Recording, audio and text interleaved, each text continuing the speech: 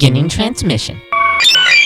This is the audio log of Dr. Cole, O5 Council member, as well as Supreme Commander of Bubble Task Force Alpha 1, also known as the Red Right Hand. Hello everyone.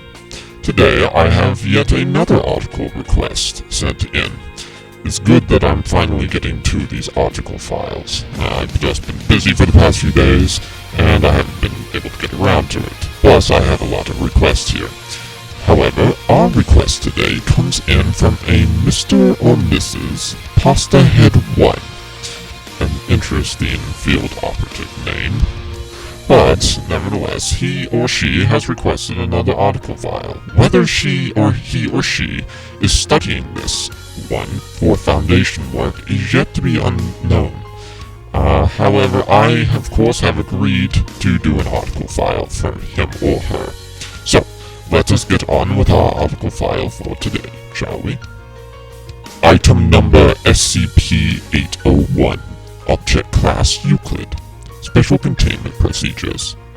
All interactions of SCP-801 are to be kept in a metal locker on Foundation grounds. Access to SCP-801 for testing purposes is granted to any personnel level 2 and above. All articles on SCP-801 should be dry cleaned after testing. No further containment procedures aside from standard security are required. Description: SCP-801 is a collection of 7 articles of fur clothing found inside a hunting lodge in the Erderak Mountains. Attempts to trace the owner of the lodge were unsuccessful, and though locals insisted that they had seen lights and heard gunshots in the area until recently, Foundation personnel discovered no further evidence of recent occupation. SCP-801 includes 1. Mink fur coat, hereby referred to as SCP-801-1. 1 raccoon fur coat, SCP-801-2. 1 wolf fur coat, SCP-801-3.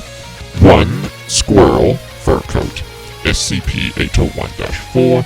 And 1 sable fur coat, SCP-801-5. Each coat is of a full body length and includes a hood. Coats are lined with a small black silk, and none show any tag or washing instructions despite appearing to be machine assembled. Accompanying the coats are 1 pair of rabbit skin mittens, SCP-801-6, and 1 pair of elk skin shoes, SCP-801-7. Gloves are lined in silk, shoes in leather. As with the coats, both appear machine assembled and bear no tags or marks of ownership. The Foundation was called to the site after numerous reports of repeated animal attacks in the area. Animals were reported to be unusually close to human dwellings and to be abnormally aggressive, considering the species involved. Likewise, behavior after captivity was not consistent with the norm. Personnel found SCP-801 lying on the floor of the lodge along with numerous other sets of normal articles of clothing. Donning any article of SCP-801 begins a rapid change in the wearer. Subject begins by doubling over in pain as internal changes start, described variously as excruciating, burning, and like my organs are liquefying and... I apologize for the absurd language. Anyway, subjects soon, within 2 minutes, lose both coherent speech and the ability to stand upright. Subjects' vocalizations begin to become less human and more animal as external changes become apparent, according to which article of clothing is worn. Although subjects may manage to remove the clothing before this stage, no halt in the progress takes place.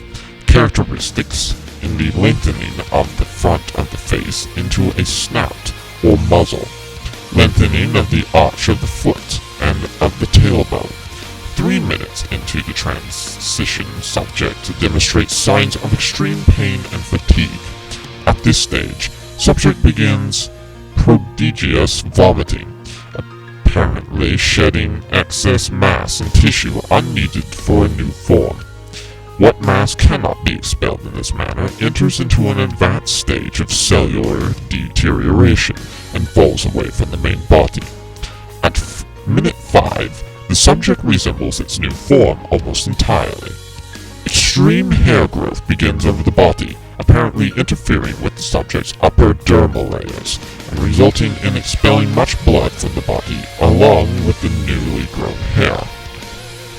Upon completion of transition, subject will be extremely fatigued but not docile, and care should be taken when caged or terminating the test subjects.